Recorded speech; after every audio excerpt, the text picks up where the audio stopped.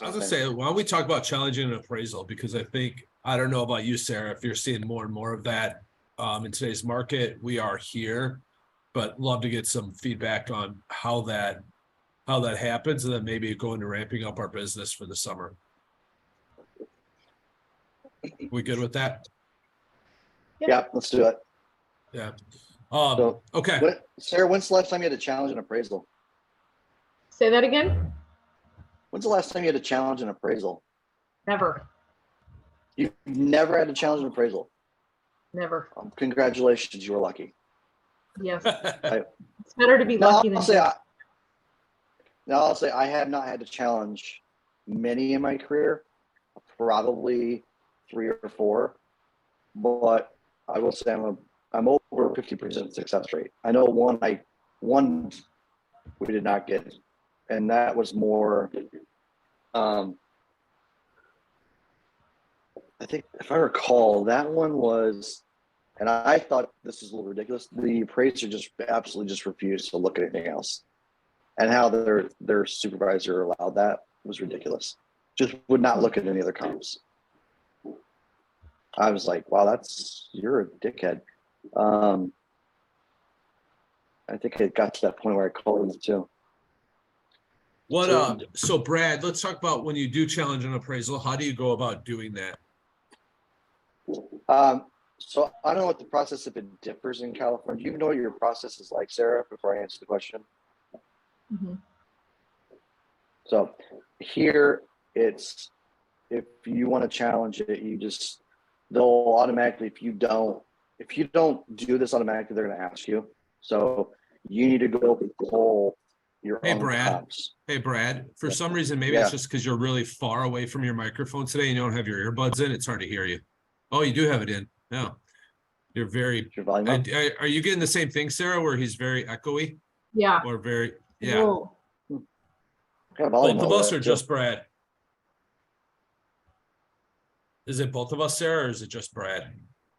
No, it's just Brad. Okay. I can hear you just fine.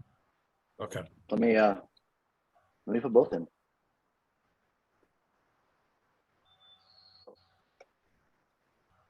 Is that better?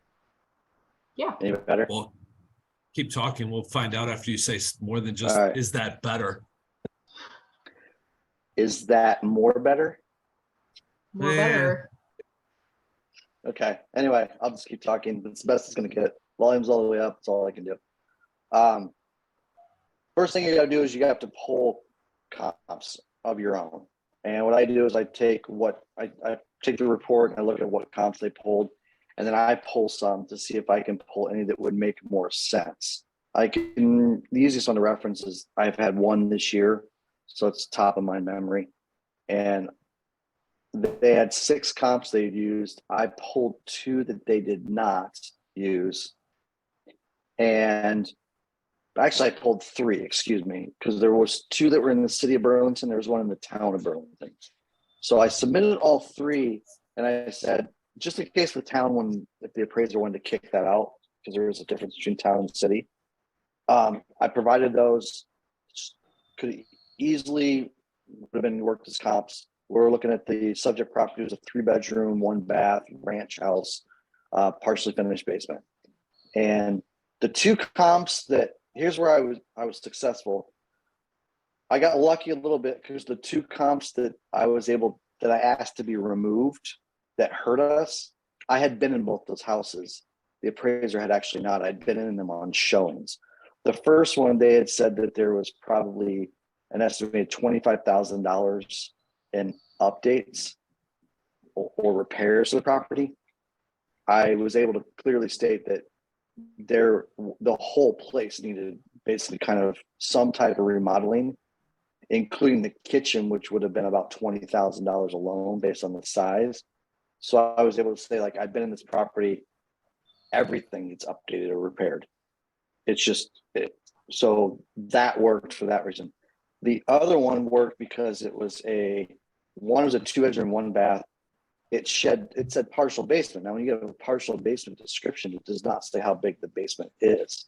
Well, I had been in this house a few years ago, and the basement's probably about the size of good sized walk-in closet. Yeah. Like I said, it's about 6 foot wide and probably 12 feet long, whereas my subject property had a full basement that was partially finished. So and then the comps I submitted in reverse were both full basements and were closer to updated as far as the interior than the ones that I asked to be removed. And the appraiser took it and gave us the extra $4,000 in value that we were looking for. Look, that was short.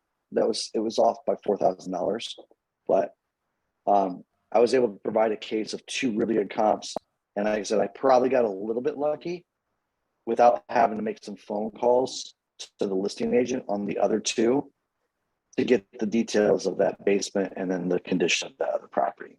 But that's essentially the process you have to go through. You have to be able to justify replacing however many comps you want replaced with ones that would be better. And that's what I did. So this is interesting, but I feel like if I have a property that's not a slam dunk, I preemptively pull comps and send them to the appraiser before they come out and do the appraisal. That's actually a really good point, and I've done that when I've been concerned. So that's really smart to do that. Like I almost do it. Hey, yeah, I almost do it with everything just so that they expect it almost, because I feel like then they don't dig as hard. They just send what I'm making their job easier. Why would they not? You know. It's not a bad Especially practice. I would tell you. Yeah, I just not doing it, but that's a great practice. So Sarah, do you always know who the appraiser is going to be for your properties prior to them coming out? Because I'll be honest, like I don't always see who our appraiser is. Like I know that it's scheduled at this point, this day and time, but that's it. Basically, I always know who it is. And there are certain appraisers that I think are more inclined to use the comps that I send than others, or certain ones that are more flexible than others. Like if it's Gordy, I will always send him comps ahead of time. If it's Mary Ellen, she could kind of care less.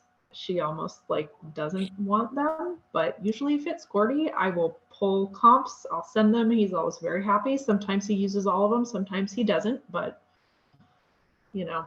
The easiest $500 he made when you give him the homework, right? Exactly. And it, makes my job easier if I don't have to fight him for it. So. Right. Hi, Valerie, welcome. So do you, so you only have basically 2 or 3 appraisers in your area, Sarah? We probably have 4 that pretty consistently come through. Mary Ellen is getting ready to retire, and she's probably the only one that I wouldn't pull comps for because she's kind of a stick in the mud and very serious and I'm too friendly for her, I think. Kill him with kindness. Nice. So Valerie, we're talking about challenging an appraisal. Have you had to challenge appraisals? And if so, how do you go about doing that? I haven't, and I have my fingers crossed that I don't have to. I have an appraisal today on a property that I got into contract at $50,000 over asking. Oh, so this could be your first challenge. I don't want it to be. I sent over a list of prior sales. Heck yeah! And I detailed out, so I had 22 offers on it, and I detailed out all the number of offers at every price point, which I don't know if it's going to help or hurt me because I had, several had asked, several, and it just kind of went up and up and up. But I figured the sheer number of offers and the fact that I had, 2 that came in at the 50,000 over ask should support that, hopefully. So did you? Yeah. You got a good I have chance, a question. I think. Did you? So this is your listing, Valerie? My listing. Mm-hmm. It's your So listing? what's interesting is I went back a year in sales because last year, of course, these homes were selling for over 500,000, they dropped 100,000 in a year. And now my listing, of course, bumped it up almost to where it was. So Yeah. the value, I don't know, the value is there, the demand is there. I'm just like, please, oh, please, oh, please. And so you sent previously sold listings also as part of your like. Your And I went all the way, person. I went all the way back. So I show they were selling at 550, they were selling at 525. And some of them were 2 bedrooms, mine's a 3-bedroom, same model, but just different configuration. We'll So see. both you, yeah, so both you and Sarah do pre-homework versus, being proactive versus reactive, which is, I guess, is good in that sense. And you definitely, both of you recognize it early on. Must be a California thing. Well, I mean, I think too, like when you're like in this situation, like this could be an issue. Right. Especially that much over list price. I mean, Yeah. you obviously did your homework early on to come up with a list price, and then the market demanded it to be greater. Yeah. So what would be your next steps if let's say they come back and say no? Would you try to find more comps, or would you? Well, the buyer did remove the appraisal contingency. Oh, okay. So I think my next step is to say, fork over your cashola. Yeah. Well, and Sarah, so let me ask you that too. Do you ever recommend that do you ever try to get a buyer to waive the appraisal contingency? Sometimes I do, and even if it says there is an appraisal contingency, I do usually try to communicate with the listing agent that like that's not set in stone. At the same time, if you remove your appraisal contingency, you still have a loan contingency. I mean, Right. And if you can't come up with the appraisal gap, they're not going to get their loan, and it's dead in the water, and you still protected your client anyways. Right. So I feel like it depends a lot on the client and how comfortable they are and how well they can understand what those things mean. So like on my clients who have made multiple real estate purchases, my contractors, my flippers, those kinds of people, they're very comfortable removing that contingency and knowing exactly what they're getting into if they're even taking out a loan. For my people who don't buy a lot of real estate, that can be kind of nerve-wracking and scary for them. And so I try to really explain that very well. But I also communicate that, that's not set in stone. They're not going to walk away if they have to put $10,000 out of pocket towards, the appraisal gap. Yeah. Right. And I think it depends on the client, right? Some clients have the cash reserves to do that, while some clients are like, oh, no, I've used every penny that I've saved that's coming out of my 401k. I have one that I'm doing right now that's kind of like that. Like everything matters. And sometimes it's a process of getting them to that point. Because I know, like when we were in 2021, when people like here first started removing the appraisal contingencies and doing appraisal gaps, when it first started to heat up, I was working with these buyers and they were like, no. And then pretty soon it was like, well, if you want your offer even looked at or considered, that's something we have to do. And so it was a matter of having a few rejections under our belt before they realized that that's what they had to do to be competitive.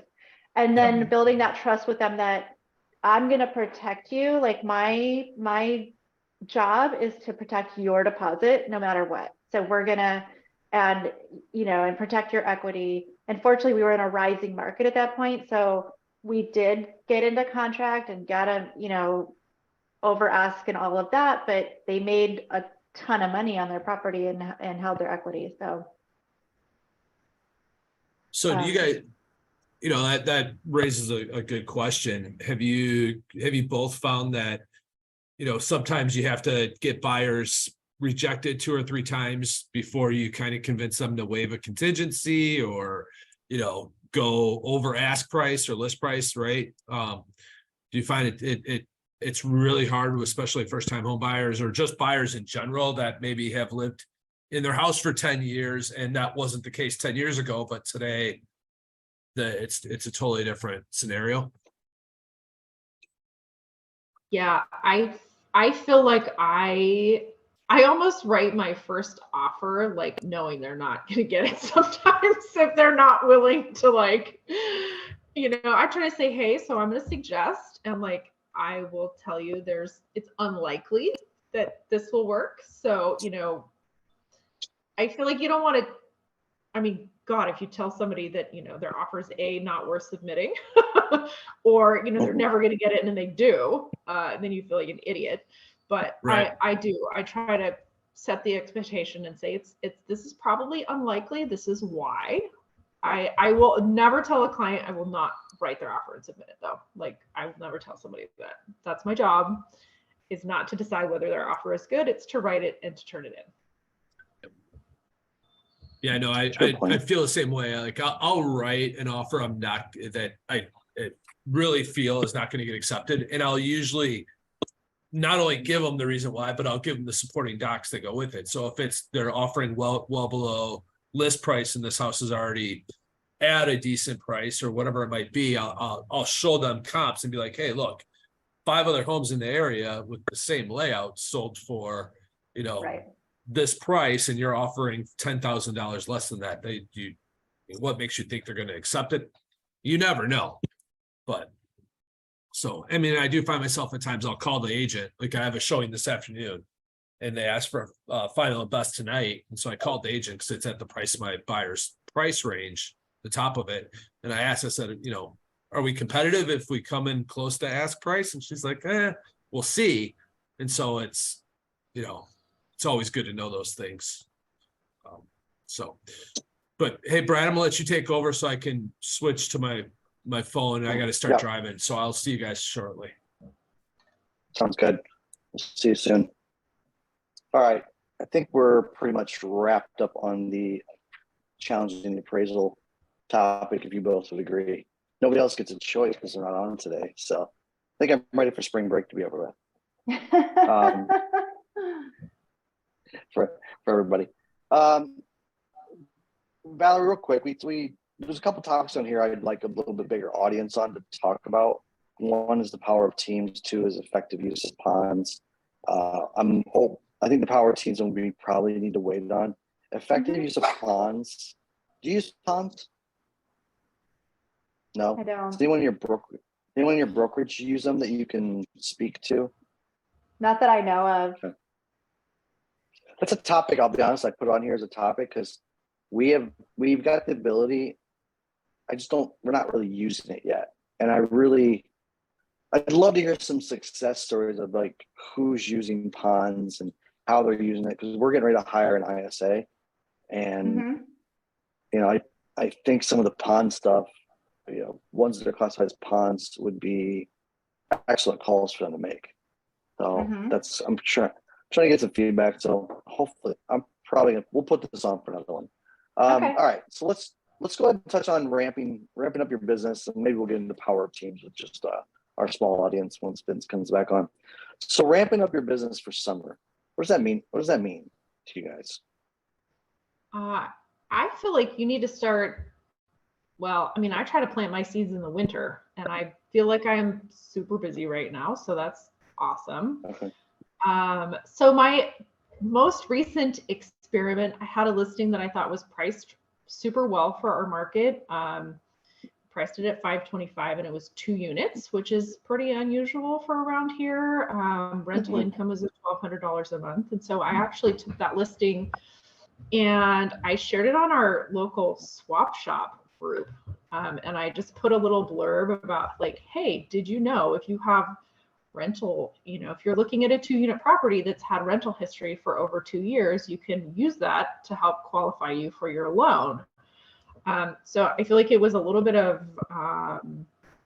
value to people. I actually probably had 3 or 4 people reach out to me and say, hey, how can you explain more about this? And I actually got a few buyer leads from it as well. I feel like I don't Nice. have that happen with the higher end properties, but definitely at the lower end, I had a lot of interest in that property. And I feel like it's also getting your name out there to people who maybe know me. I mean, Swap Shop's pretty local, but don't necessarily know that I am in real estate. So I have been kind of trying to use that as a platform to get leads and just my name out there. And I feel like it's borderline a little bit tacky. I don't know. I don't see a lot of other agents doing that, but you got to do what you got to do. That's right. Unless they, take your post down, it's allowed, right? I mean, it is. It's totally allowed. Housing's at a premium here. I do find every once in a while I get some negative comments because there's always the haters, but Yeah. you can just delete that. That's right. Delete. Uh-huh. It's Sarah, your first comment about that's something I do over winter time. When Vince brought this topic up, that's actually what I was going to say. It's a 10-second conversation. Well, if you didn't start ramping up for summer in the wintertime, you're screwed. Good luck next summer. Yeah. So, that was my short answer. I do feel like I go through my messenger because sometimes I have comments that I've made to people on stories or whatever, and I do try to go through that, and it's amazing how many conversations that kind of just drop off. I mean, let's face it, most of my friends are in their 30s, like late 30s, early 40s, and we all have kids, and we're all going like 50 different directions. So yeah, just circling back to all those conversations about like just life, whatever is going on. Yeah. Well, so a couple things, like one of them you mentioned, like talking, first of the year is an awesome time to go through your database, especially your past clients, your sphere. So, and then by the way, I should preface too, like there's certain people in here, like when we said business for summer, I think that's because a lot of the country's business, especially those in wintry states, that's our peak season. So summer is whatever your peak season is. I know that would not be the case with like Stephen Duffy I referenced earlier, who's not on today, or Tess. He's in Phoenix. That would probably be arguably their slow season because everybody gets the hell out of there when it's 120 degrees there.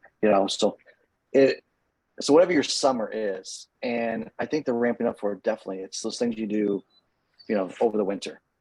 It's also there's something that Vince has been doing every once in a while, which no worries, which I'm surprised I haven't duplicated this yet, basically because I'm an idiot. Not every week, but about 2 Fridays a month, or Thursday night, Friday morning, he's putting out his weekend schedule to all his active buyers. I'm gonna wait till Slider McGee here. I hear my family's coming and they're loud. Yeah, no worries. So we can't hear the birds then. Right, I know. I was wondering where the bird noise. I figured it was you with the doors open, windows. Yeah, we could hear them clear as day. It's actually really nice. It's very soothing. I'm very relaxed now. But anyway, so one of the things he does to help ramp up business is he started doing it this spring to get people, and I'll let him speak on it. I think it was Thursday evening or Friday morning. He's putting out like a text message via video or just an email out to his clients saying, hey, here's my schedule for this weekend.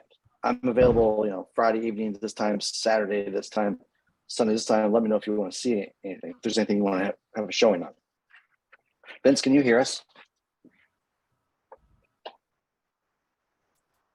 Okay, whenever you can. Yes, I can hear you guys. All right, so we're on the ramping up for summer topic. I was saying like one of the things you do, which I thought was smart you did this spring, was send those messages out to your active buyers. I can't remember how you're doing it. You're doing text, email, basically with your weekend schedule, your showing schedule. Was that, how did you do that? I can't remember. So it's usually a text message. And it goes out usually Thursday afternoon, and it's a pretty basic, just, like Brad said, hey, I'm, starting to set up my weekend showing schedule. Would love to get you on the schedule for either, Friday, Saturday, or Sunday. And usually I'll throw a few times in there. Like I have availability Sunday morning from this time to this time, or Saturday afternoon from this time to this time. And usually it's a couple time blocks so that I don't have everyone replying back going, oh, I'd like to see at 11:30, and I'm using that time to like go between showings or whatever. And it's actually started, like, what it is doing is it's gotten me a few people to come out of the woodwork and schedule some showings with me, but it's also has gotten people just to reply back with, no, I haven't seen anything I really like this weekend that's on the market yet. Or no, I'm busy this weekend, but I might be available the next weekend. So it's actually it's starting to drive a little more conversation, more than what like we talked about earlier, Sarah, like those drip campaigns. You might get lucky and get a reply. This is actually getting more interaction, which is nice. And even a no is a yes in that situation. Mm-hmm. Yeah. Well, At least they're engaging. Yeah. Exactly. Yep. Yeah. Well, and that's like the other thing too, earlier in this year, and I think we might have talked about this before, and I just need to do a better job at it, is offering something of value. So even like those drip campaigns, if I have first-time home buyers that attend our seminar, offering, hey, here's our buyer's packet, or here's would you, and not necessarily offer it, but ask them the question, would you like it, right? Would you like our buyer's packet? Would you like our budgeting spreadsheet? And when they reply yes, two things, you have a valid phone number for them, and B, you're starting that interaction with them. And I need to do that on a more regular basis, like once a month or once every other couple weeks, offer something of more value than just a question or an answer. So quick question for you guys. When you send out listings through your MLS, are you able to see who is viewing those listings that you're sending out? I know mine, I can, and I really appreciate that because I can tell who's looking at what I'm sending.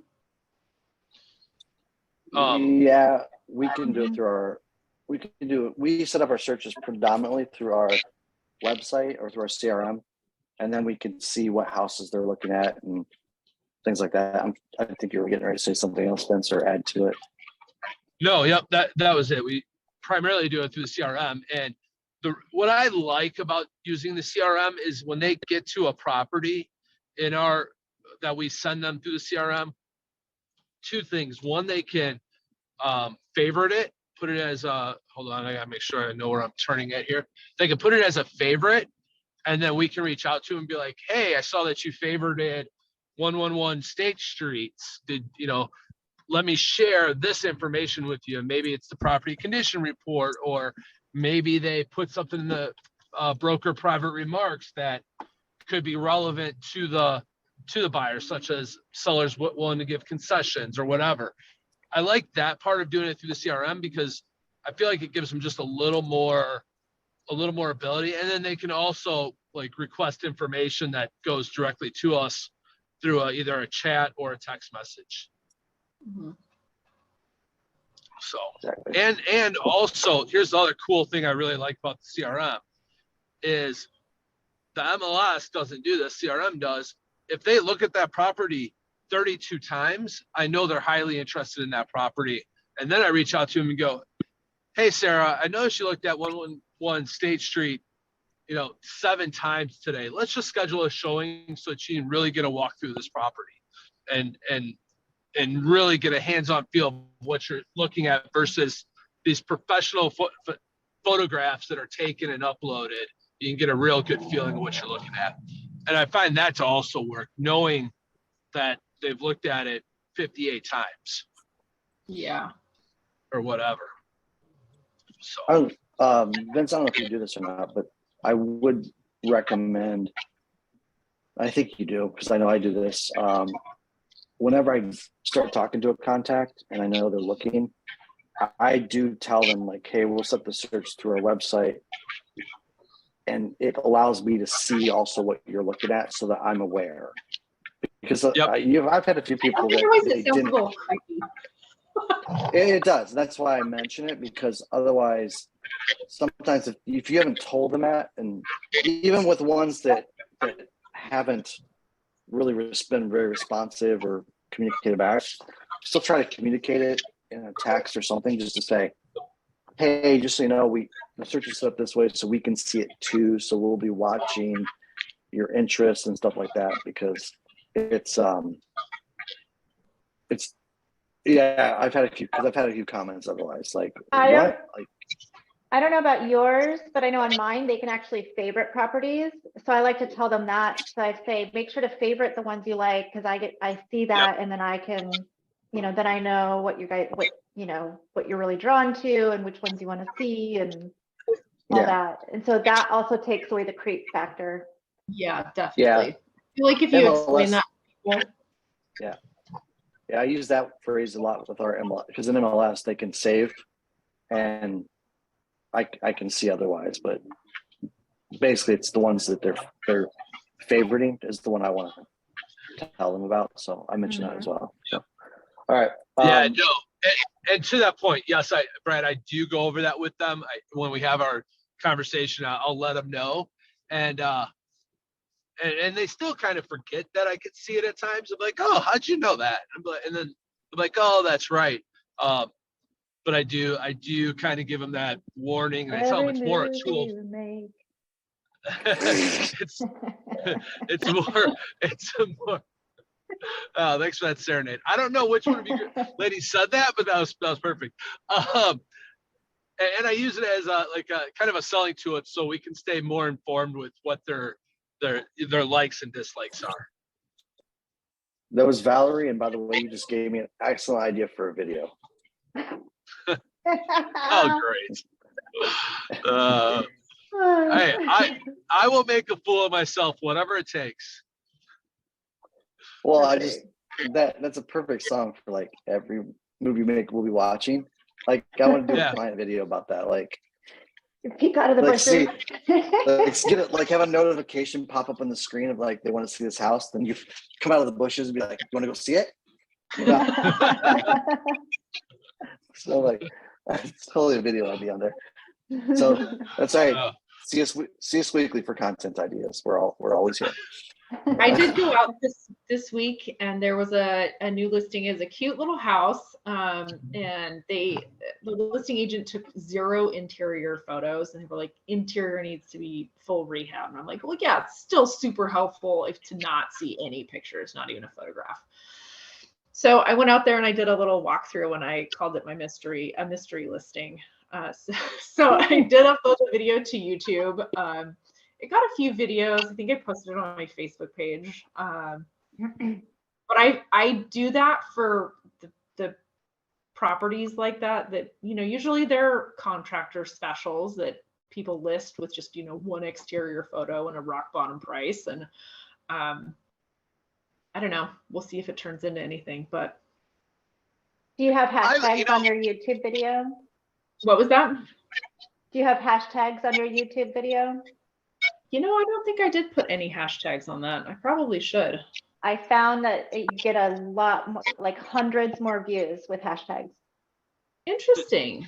See, I feel like that is the number one thing I feel like I kind of need to dive into more deeply. I've been listening to tons of podcasts on hashtags and, making sure that those videos are found. So thanks for that tip. Yeah. And so 2 things, because you just gave me a really good idea, Sarah, and that is the showing I'm going to right now is a rehabber special. There's no interior videos. So I am going to do a video while I'm there. So thank you for that. Heck yeah. The second thing is, and I don't know if I've talked about it before on this call or a different call, but there's a program out there called YouTube Buddy, or I'll send it to you, but it helps tell you like how good your YouTube video is. So like if you forget to put hashtags on it, it will that box in the little optimization won't be checked. Or if you don't have a good thumbnail, that box won't be checked. So it'll help you optimize your YouTube video, to the best of its capabilities. So just something, and it's just a what's the word I'm looking for? It's kind of runs in the background on your computer. I can't think of the name of that when programs run in the background, but it kind of it's like an attachment or whatever. Extension. Yes, thank you. And it's an extension, so every time the YouTube video plays, it'll pop up and run. So just a thought to help you with your YouTube videos.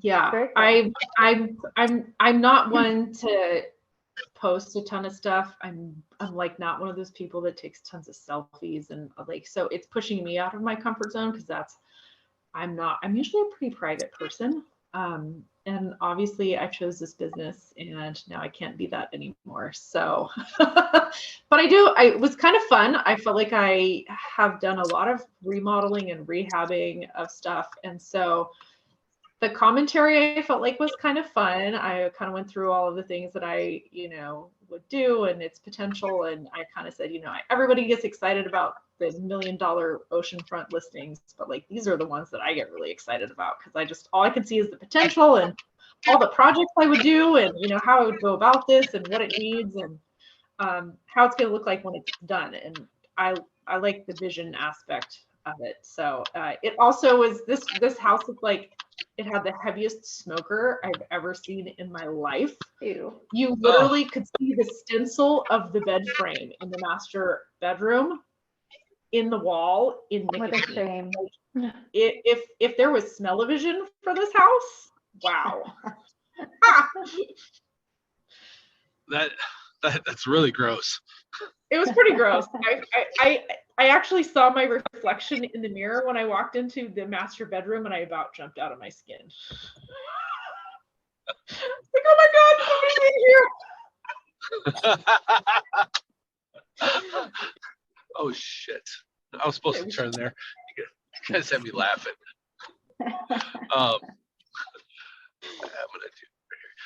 I'm gonna back up a little bit in our timeline here in this discussion of ramping up for summer. Something I think is really beneficial to do right at the beginning of the year is call your entire database as well and just ask the question. This is your sphere, past clients. Just ask this question. Do you have any personal or investment real estate goals this year?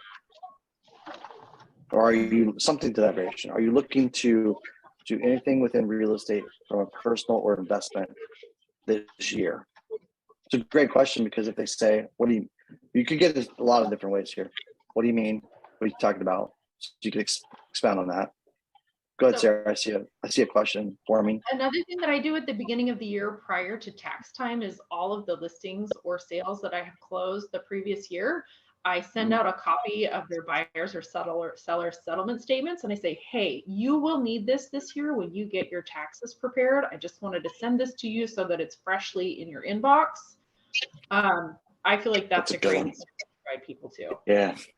Several agents that do that. It's something I've never done. I don't know why. I do the CMAs every once in a while. Probably not regularly enough still, but I do it.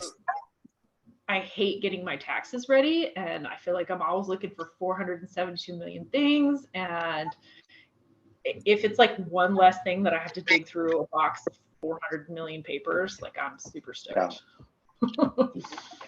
Yeah, that is nice. It is a great service for sure. Hey, Brad, because I'm driving, I'm going to make you make this note. We should add that to our VA's task. We can create the letter. All she has to do is pull it out of the Google Drive and send it. All right, I'll add it. Not this year, but for next year. Sorry. Right, it's a little late for this year because it's almost July. Yeah. Just kidding. It's still April. But Vince, we answered your question on this topic right at the beginning of the call. We should have done all this shit back in January. That was the theme. No, I know. We could know? actually change, actually, now that I think about it, we could actually change the topic from ramping up your business for summer to just saying shit you should have done in January. That's what we should have called this topic. Plant your seeds You know in the what? winter. Yeah. Yeah. So talking about what else what did I miss? Because I do have some questions about this, and I think both Sarah and Valerie will have some insight to this. Do you guys do any like what's farmers markets? And I know Sarah, you talked about in the past doing the parade and kind of setting up the outside your office and things like that. But do you guys do anything with like farmers markets to kind of get your name out there, or any type of home and garden shows, wedding shows, things like that? Like we're already getting into wedding season, but something that Brad and I talked about earlier today. I'm just curious if you guys do any of that, and if so, how? No, I have an event I'm doing at the end of the month that our riding club is putting on. It's like a 2-day horse camp for kids. They're primarily not kids necessarily that have their own horses. So they're going to do like a day of, grooming and tacking and like just learning some really basic stuff. So I plan to go out and spend 2 days doing that, hauling both of my horses out there. It will probably be very long days. But, it's a great opportunity to give back to your community and, kiss the babies and shake the hands or whatever that goes. Yeah. That's true. And Valerie, do you do anything that is something on those lines? No, I hate people. No, I never really considered it until you guys brought up this bridal show thing, which I think is really smart. I do, I imagine to do like a Sacramento bridal expo would be very expensive. I don't know. But I am, I'm going to be doing some buyer seminars. So I'm planning to do that. And I'm going to be doing some client events, but nothing, nothing to the public like that. Yeah. It was just bad timing for Brian and I. I think the Milwaukee Expo was like $1,300, and we just didn't have enough time to really put it together. And it's good. It's going to be on our forefront for this coming year.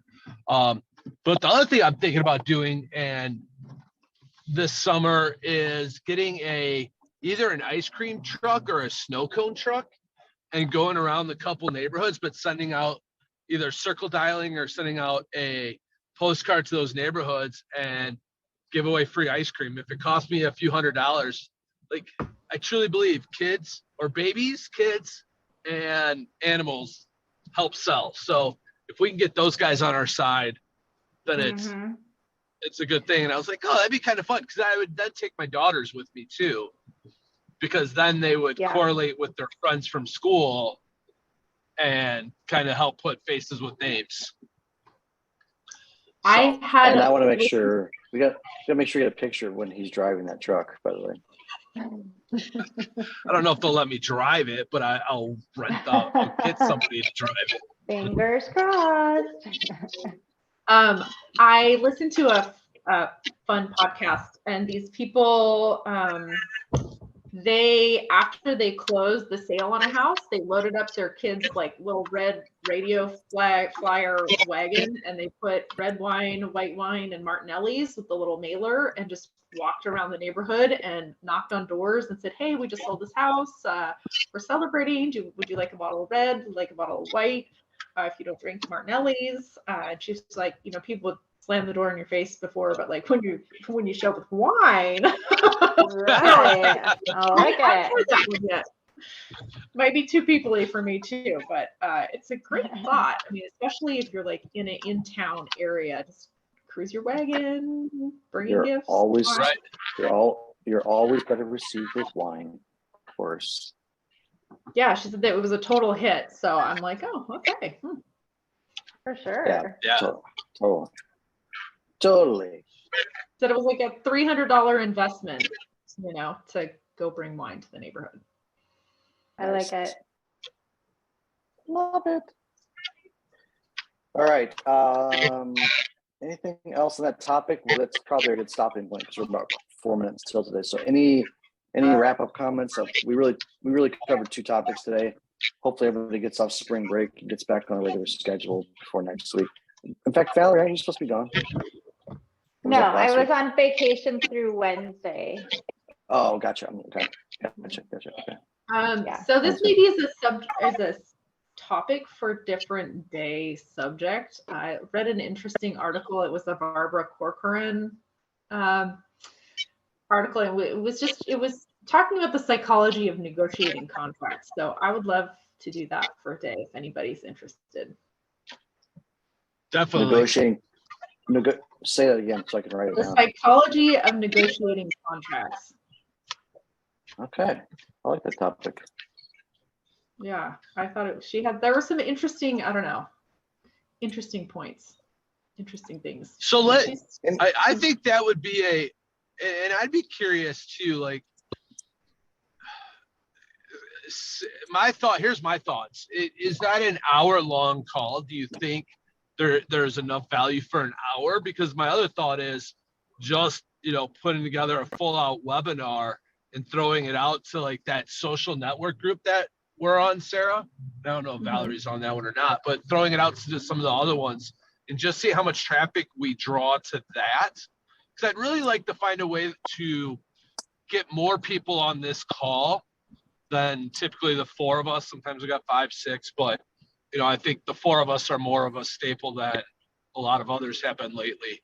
But finding a way to do like I don't know. It's just my thoughts. I don't know. Maybe would you be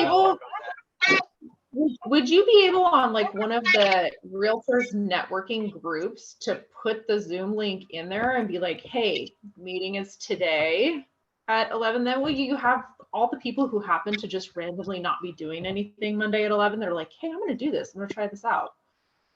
I don't know. So I'm going to have to reach out to the person that facilitates that group because she doesn't always approve the link in time. Because it has to be approved through her before it hits the website. So yeah, I have put it on there before and just have not got any traction. So I could try it again. I can have it posted first thing. I'll reach out to her, and I'm drawing a blank on what Natalie. I'll reach out to her and see what she says, because if I can get her to post it on every Monday morning at 9 o'clock Central, 7 a.m. West Coast time, then maybe we can get a few more people on. Yeah, I think that might be helpful. Just making it super easy for the people. I don't know. I like stuff that's idiot proof. No, I agree. And like I've even taken like some of the emails that I send out, I sometimes take out like the big picture because I'm trying to figure out how to get it so that it's not sent to spam too, because I know sometimes that MailChimp email goes out and it goes straight to spam. So, but yeah, I'll start doing that. Hey Brad, can you write that down for me for May? Because we can have May start sending it out or posting it, asking Natalie to post it on Monday mornings. Which one? The agent mindset along with the Zoom link. Just write it down or send her an email and I'll follow up with her.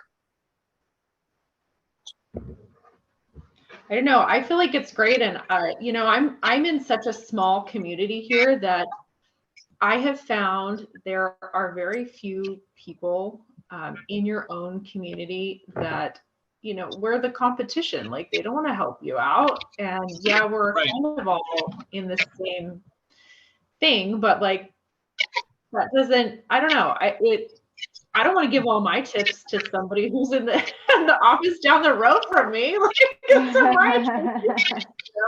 Well, here's the thing though, right? Like we're giving all these tips and I'm just as guilty as probably everyone on this call.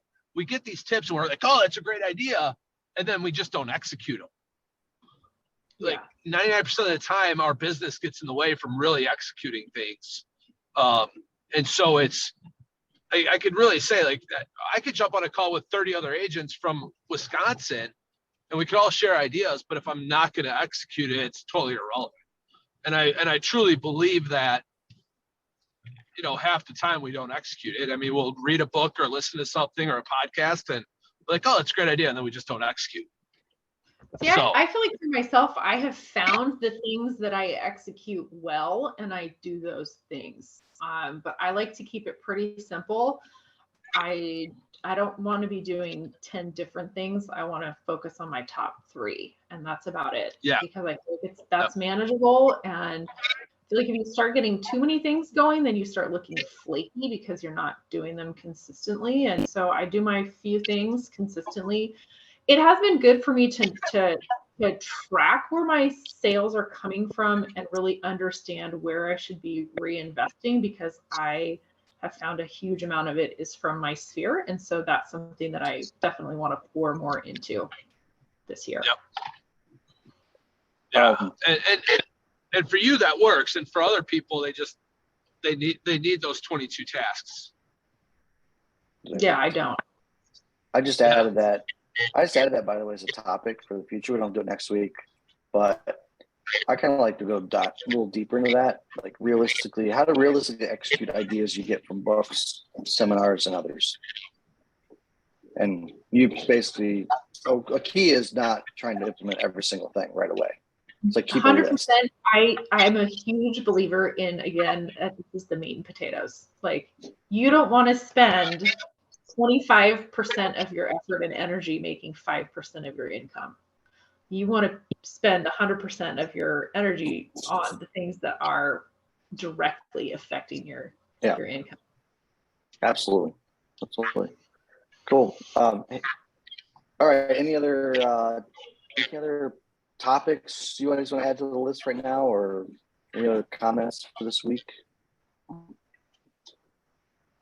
Okay. Hey, Valerie. Oh, good. Hey, Small but good. Can you hang on for a second after? Yeah. Can you stay down for a few?